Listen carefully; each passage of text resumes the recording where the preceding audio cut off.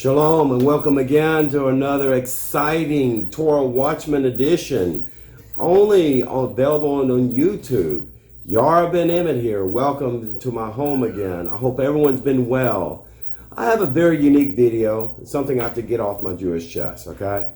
Really does not have a lot to do with the Torah or the Talmud per se, but a little bit about contemporary Jewish history. Let's just put it in that genre, okay? Let's get started since our time is short and sweet. And that's exactly what we're going to be talking about. Sweet colas, right? Pop, soda pop, whatever you want to call it. That's what I'm going to talk about. We're talking about no other than the Coca-Cola company. Give you a brief synopsis where I'm going with this.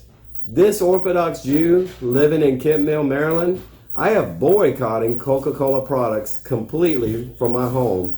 I am not allowing my wife, anyone I know, to bring Coca-Cola products in my home. If I have a party or a holiday or social gathering, I will do something else. I'll have a substitute. And I'll get to that in a little bit. Anyway, I want to give you some very interesting, juicy history that probably a lot of you, even Jews, probably have not heard about.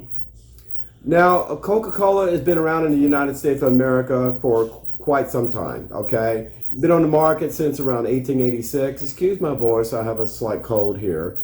But it wasn't until 1935 it was considered kosher, and including Passover, kosher for Passover. If you ever seen Coca-Cola around the month of Nisan in spring, close to Easter if you're a Christian, whatever, if you go to a Walmart, even Walmart, they may have Coca-Cola with a yellow top on the top of it, yellow cap. That means it's quality controlled for Passover. Anyway, not germane to get into much in that.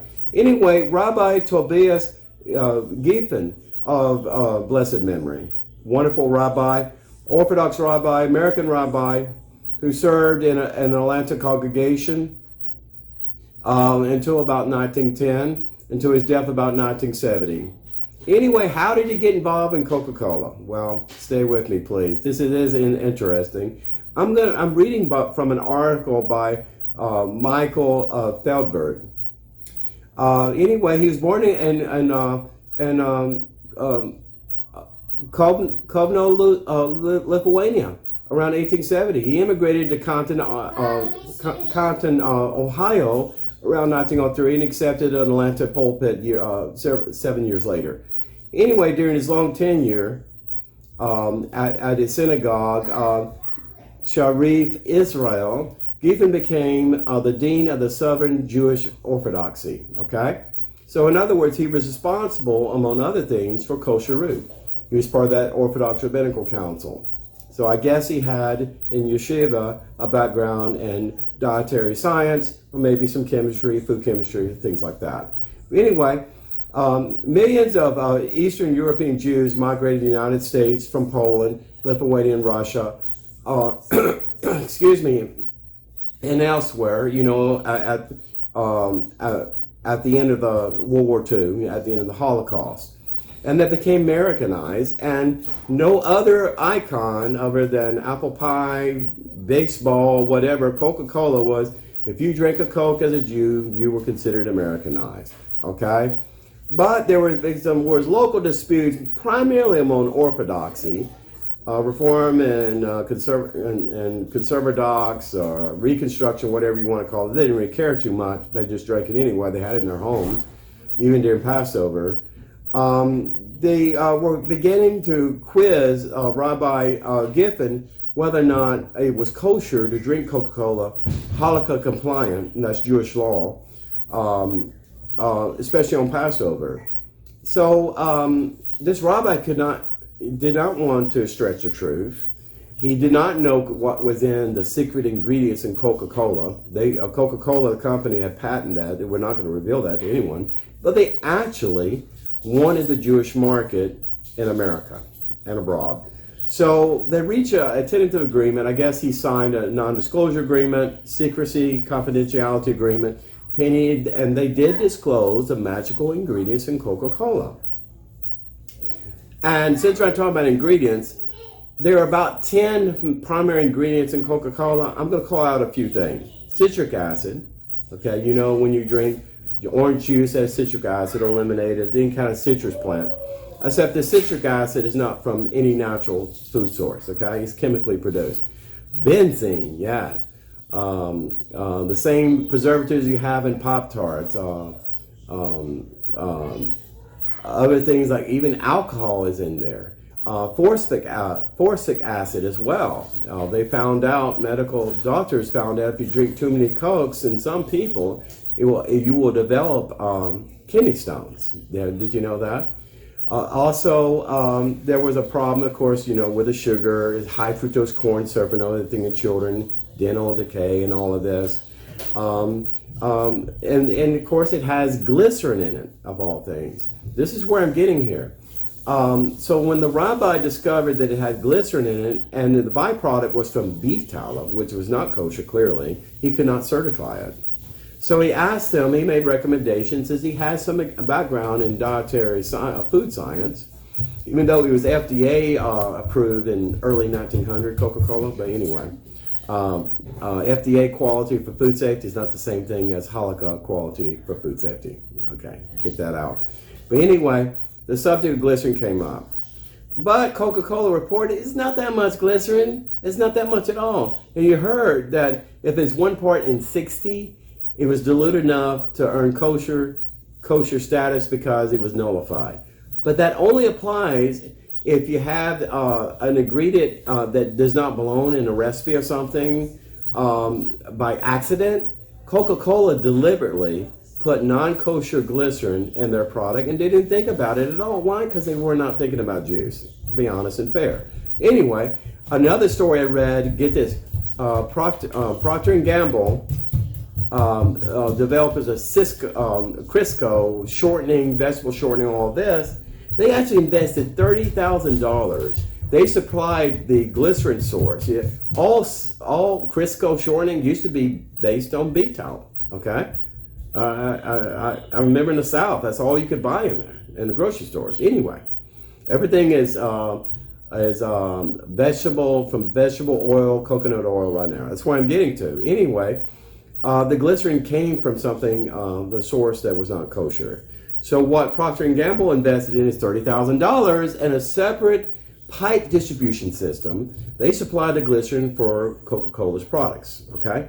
And I'm not talking just about cola, I'm talking about all the other, Fanta and all the other products they make. But anyway, they invested in that because they wanted to win the Jewish market, okay? And they wanted to win vegan markets and Muslim markets, other things too.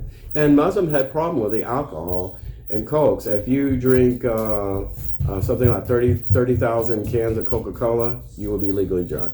Yeah. Anyway, it's funny.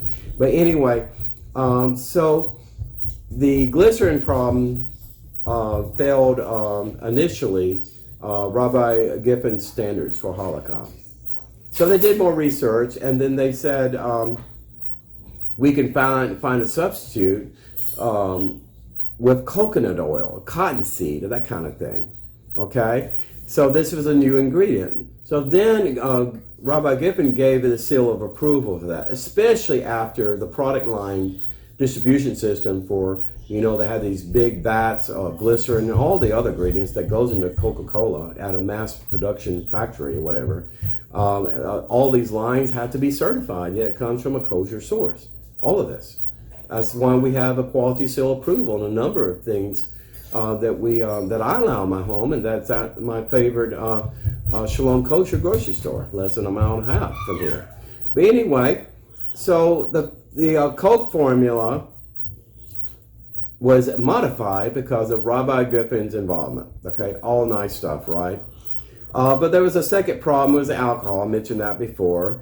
But the alcohol during Passover, with a yellow cap on top, no alcohol in Coca-Cola to make it certified. There's a lot of byproducts like mercury, that can cause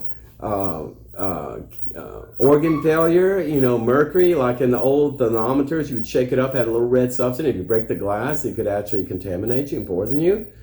Well, there's a lot of byproducts and many things that we take for granted, and even in the United States, especially in third world countries, is that just metals and other things like that get involved in the production process inadvertently. They don't deliberately put mercury in Coca-Cola, but it is in there. But a lot of these things have to be extra quality assured for Passover. So all of this was going on in the United States up into the 1960s, and Americans were gleefully happy drinking Coca-Cola at their high holidays, at their synagogues. Rabbi would pour the Coke and everything else. Even in my synagogue, they still have Coca-Cola, and I've recently informed them I'm not drinking Coca-Cola anymore. I have substitutes. I'm getting to that. But I just want to thank Rabbi Geffen of blessed memory for his contribution, because the Coke you're drinking today, it may be not as good for you as a glass of milk or whatever, or V8 juice or whatever, but it's much better for you today as far as quality-wise, chemically-wise, because of Rabbi Geffen's involvement in Coca-Cola. And he was responsible for kosherizing the product. Now, in Israel, okay, you have American Jews in the diaspora, you have European Jews doing different things, different host nations have different kosher root, tailored for the countries, and different rabbis have different opinions on all this. 3 Jews, you have 3 opinions. But in April 1st, 1966, there was a press conference in Tel Aviv. A businessman accused of Coca-Cola refusing to do business in Israel out of fear of reprisals for loss of profits because of the Arab soft drink market. Okay, you heard about the Arab boycott of Israel beginning in 1948, all of this. Of course, there are 52 million Arabs or more surrounding Israel that want to kill them at any breaking moment, especially back in 1948, 1960s, 1970s, other things like that. Anyway, they had a much bigger market to play to than the little Jewish market in Israel. So there wasn't really a priority to open up a franchise in Israel because they would defend their major Arab customers. So a lot of this accusation began with anti-Semitism, okay? So in 1961, there was an event in Cairo, very interesting. A civil servant, Muhammad Abu Shadi, he misread a Coca-Cola bottle and manufactured in Ethiopia. He misread the Aramaic lettering on the label for something in Hebrew. Aramaic is a sister language to Hebrew. So he saw that and he thought that they were secretly doing business with a Zionist, okay? So that would open up a big uproar. And then the Arab coalition is there and everything else. You remember Sadat and Egypt and all this? They were threatening to boycott Coca-Cola. So Coca-Cola was in a mess of trouble, at least in the Middle East. So everything became a political firestorm. So it wasn't until 1966 that people began to wonder openly why it was nearby Cyprus. Cyprus had a Coca-Cola franchise. Coca-Cola's excuse to please the Arabs to Israel is that their franchise market would not be large enough to justify setting it up there. But they could set it up in Cyprus.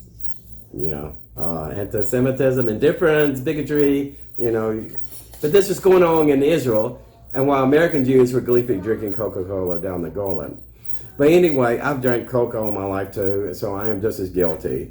So when all these issues came to light in 1966, keeping all the markets out of Israel, it became a big uproar and an embarrassment to Coca-Cola.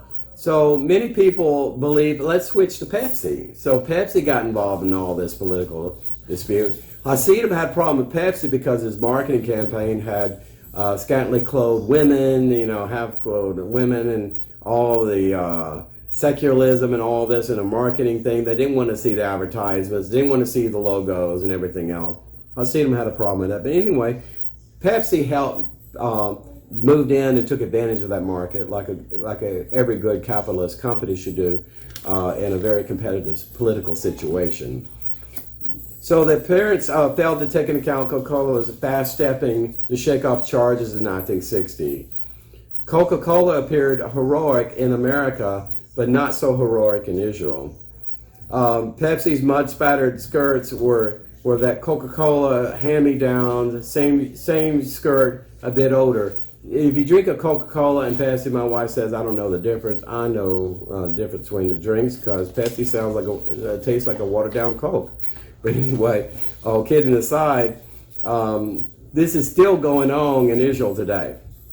Now, the primary reason I'm getting you a history lesson, and we all love history, right? Coca-Cola is recently in the Obama administration and now currently in the Biden administration has gone out in the political activism realm, okay? They are trying to appease social justice. They're appeasing Black Lives Matters, whether you love or hate that group or whatnot. They're also appeasing gender fluidity, transsexual, all of this stuff. In fact, they're changing their Coke bottling logos to be more gender friendly and all of this, because we're a genderless society in America, right? Anyway, they're supporting all this. And in 2015, there was a CEO of Coca-Cola working in Gaza for the Palestinians there, Hamas, the terrorist organization there. Coca-Cola decided to do business with an Islamic extremist terrorist organization in Gaza. And I'm speaking not about the so-called Palestinians people that living there, but Hamas, the terrorist government they elected twice into power there. So they still have a Coca-Cola bottling company and in an Islamic country that wants to destroy every Jew in Israel and push them into the sea. So with all these reasons and everything else, I'm not drinking Coca-Cola anymore. I love Dr. Brown Cola, okay? Has no caffeine, it's been around since the 1800s, and no political disputes or activism, whatever, and no scantily clothed women on the bottle, whatever. My daughter drinks it and she loves it. We don't drink too much cola because, fruit juices is better and water and everything is better. But anyway, it's made with all natural ingredients, I assure you, or it would not have a kosher symbol on it. Also, a new drink I just found out, and I did research, is Manine. Manine, can you see that? You can find this at popular restaurants and bars and things like that. If you ever go into a really fine restaurant and you ask for a cola, well, unless you specifically ask for Coca-Cola, what they do, they have this brand here. This is cola. It's made from a cola nut. That's with a K. It's all natural ingredients. It's vegan. It's vegan, gluten-free, all natural flavors, no artificial ingredients whatsoever. And it's kosher root, because I checked. It has kosher root labeling on it, and I went to the company side. It's kosher root. So a little bit expensive, but it has an extract from the cola nut, and it'll last a long time. You only put a few ounces in a 12-ounce or 16-ounce glass of water, and I use seltzer water, which is also kosher. My favorite kosher grocery store. So I pour this in my glass, and I pour maybe an ounce of this, a little bit less than half an ounce or whatever, just a couple spoonfuls of this in there, and then I have the best tasting cola you have ever had in your life. And I can do this too and say, I'm not a hypocrite. I'm a proud Zionist. I live in America, and I support Israel. I support Hashem, and I will do my best to talk every rabbi I can to create a political firestorm to say Coca-Cola as it is today, not as it was in the past, but what it is today and its position, unless they change, they should lose a kosher symbol. And that's all this Jew has to say. That please click links, subscribe, person to notify, share this video with your brothers and sisters around the world. No, I want you peace, brother. No, I love you. Jew or Gentile, it does not matter. I'm here to teach you something you may not have known before you saw this video. And also leave you a parting message. Make your life a tzedakah box. Make your life be all about charity to others. Think of other people's needs before you think of yours, especially before you drink the next bottle of Coca-Cola. Take care. Shalom Aleichem. Ben-Emmett signing out.